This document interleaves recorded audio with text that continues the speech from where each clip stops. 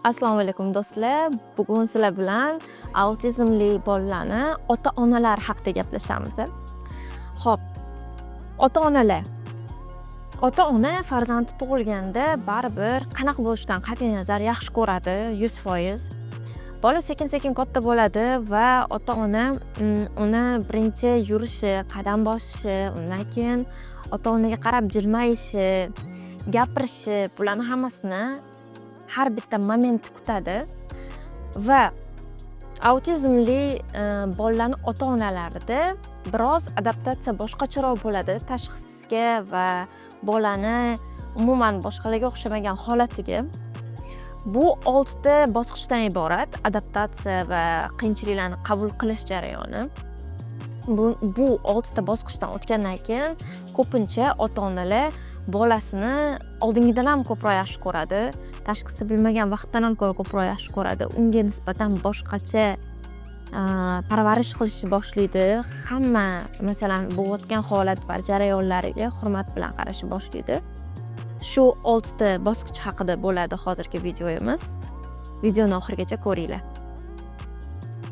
Birinchi bosqich bu ko'pincha inkor bosqichi bo'ladi. Ya'ni ota-ona farzandidagi yoshiga to'g'ri kelmaydigan qanaqadir kechikishlar yoki bo'lmasam farzandidagi o'ziga xos harakatlar, farzandidagi boshqacharoq odatlarni inkor qilishni boshlaydi. Ya'ni uni o'zi xarakteri shunaqada, o'zi normal mani bolam, hammasi joyida, shunchaki tili kechikyapti, men ham kech gapirganman deyishni boshlashadi.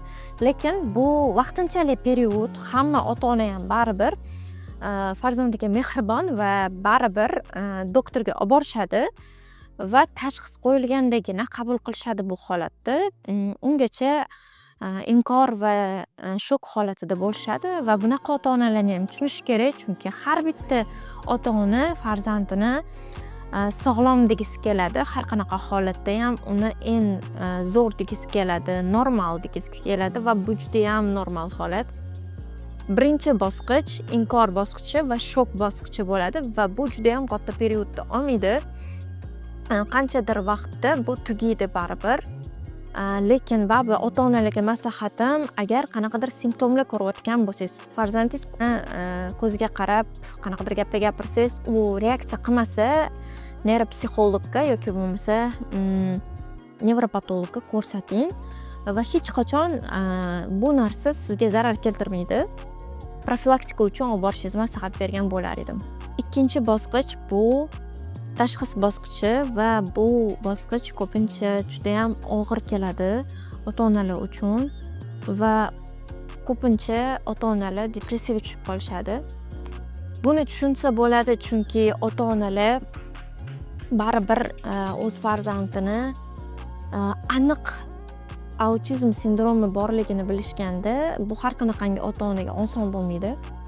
Lekin men shunaqa ota-onalarga maslahat bergan bo'lardimki, iloji boricha farzandingizni korreksiya bosqichiga olib chiqing. Bu farzandingizni tezroq jamiyatga qaytishi, o'ziga o'zi xizmat ko'rsatishiga yordam beradi va kelajakda tezroq o'zini yo'lini topishiga yordam beradi. Bunaqa autizmli bolalar ham bemalol jamiyatga qaytishi mumkin. Endi darajasiga qarab albatta, lekin baribir korreksiya har doim juda muhim hisoblanadi autizmli bolalar uchun. Ayniqsa qanchalik voqli boshlansa, bu shunchalik yaxshi. Bundan tashqari o'zingizlar uchun juda ham muhim bo'lgan narsa, o'zingizlarning psixologiyalar uchun muhim narsa bu o'sha farzandingizga o'xshagan farzandi bor ota-onalar bilan ko'proq muloqotda bo'lish va ulardan maslahat so'rash. Masalan, ya'ni siz birinchi marta eshitganingizda farzandingizni qanaqa qilib o'zingizga kelgandingiz, qanaqa qilib masalan depressiyadan chiqqandingiz degan savollarni berib, har qanaqangi holatda ham baribir shunaqa muammolari bor insonlar bilan yaqinroq bo'lish maslahat berardim, chunki bu sizlarning hayotinglarni ancha yengillashtiradi va his qilishingizga yordam beradi. Sizlar yolg'iz emassizlar.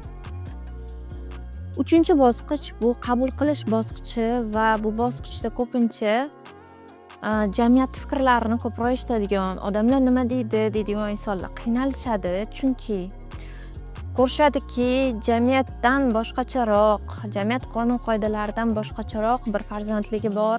Jamiyat baribir o'zini reaksiyasini bildiradi. Insonlar, qarindoshlar, atrofingizdagilar bolang boshqacharoqmi? Nega aytganini qilmaydi? Tarbiyasizmi? Yoki bo'lmasa nega bir joyda o'tirmaydi? Nega seni eshitmaydi?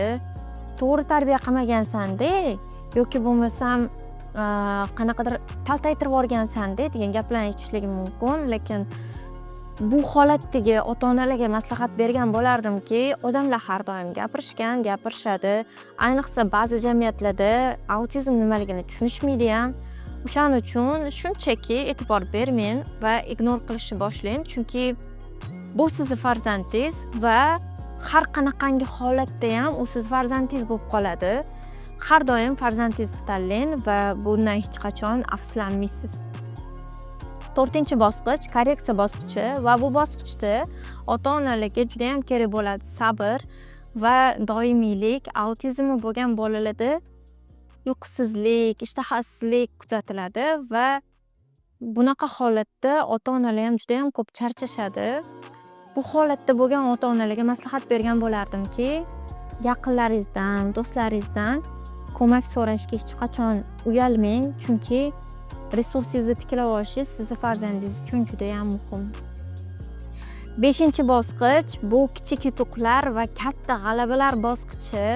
Bunda autizmli bola gapirishni boshlaydi, sekin-sekin korreksiyadan keyin o'ziga o'zi xizmat ko'rsatishni boshlaydi va bunaqa holatda ota-onalar juda ham xursand bo'lishadi va hattoki bir dona so'z gapirishi autizmli bolani bu juda ham katta yutuq deb hisoblayman. Bunaqa holatda ota-onalar uchun siz uddaladingiz deyman.